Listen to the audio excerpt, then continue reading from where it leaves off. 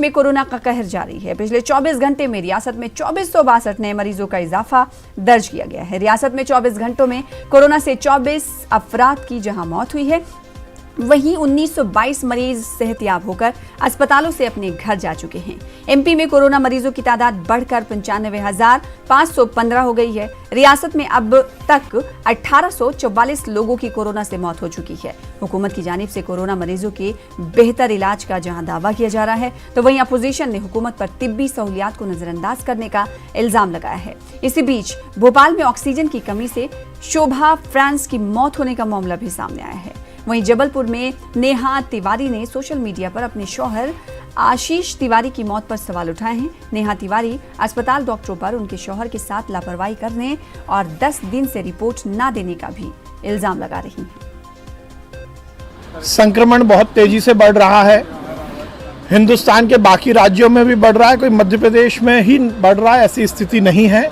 मध्य प्रदेश में कहीं भी बिस्तर की कमी नहीं है, आईसीयू वार्ड की कमी नहीं है, वेंटिलेटर की कमी नहीं है, ऑक्सीजन की कमी नहीं है। और हमने हर स्थान पर सुव्यवस्थित व्यवस्था हो सके इसकी निश्चिंतता की है। पर यह बात सही है कि ये संक्रमण की बीमारी है और हम सबको इस बात का संयम और अनुशासन जरूर रखना चाहिए कि सोशल डिस्टेंसिंग और मास्क का हम उपयोग करें। लगातार बढ़ रही है और आज 280 अभी तक का हाईएस्ट है भोपाल में और 380 इंदौर में। एक विधायक जी हमारे दानी जी तो दुनिया से चले गए कोरोना की वजह से।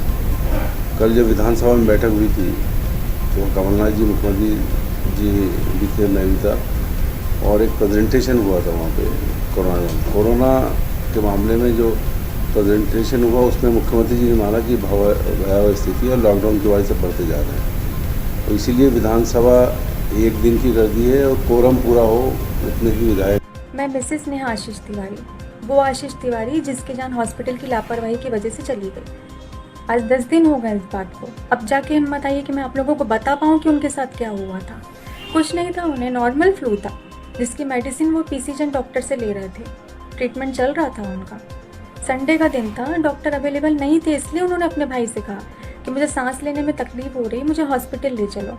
मेट्रो हॉस्पिटल लेकर गए।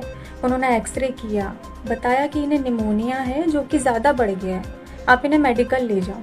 उन्होंने कहा एडमिट कर लो, एडमिट नहीं किए, ऑक्सीजन नहीं दिया, कोई ट्रीटमेंट ही नहीं किया।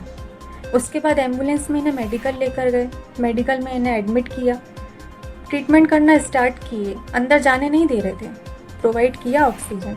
उसके बाद इन्हें अच्छा लगने लगा। इन्होंने अपने भाई से बोला भी कि अब मुझे अच्छा लग रहा है, मुझे खाना दे दो।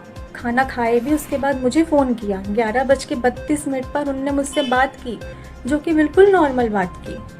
उसके बाद अपने भाई से बोला कि घर से मेरे लिए लोवर ले आओ। उनके भाई हॉस्पिटल से नीचे उतरे हैं, थोड़ी दूर गए हैं। उसके बाद हॉस्पिटल से कॉल आ गया 11:38 पे कि आपके भाई 10 मिनट ज़िंदा रहेंगे। आप लोग बता सकते हैं इतने बीच में क्या हुआ होगा? हमें बाद में वहाँ से लोगों से पता चला कि उन्हें ऑक्सीजन नहीं दी गई। वो अपने लिए लड़े भी कि ऑक्सीजन की ज़रूरत है, लेकिन किसी ने उन्हें ऑक्सीजन नहीं दी। जब वो हार गए तब डॉक्टरों ने फ़ोन किया कि अब कुछ नहीं हो सकता। क्यों? प्राइवेट हॉस्पिटल ले नहीं रहे हैं। गवर्नमेंट हॉस्पिटल में वेंटिलेटर की सुविधा भी नहीं है, ऑक्सीजन भी नहीं है।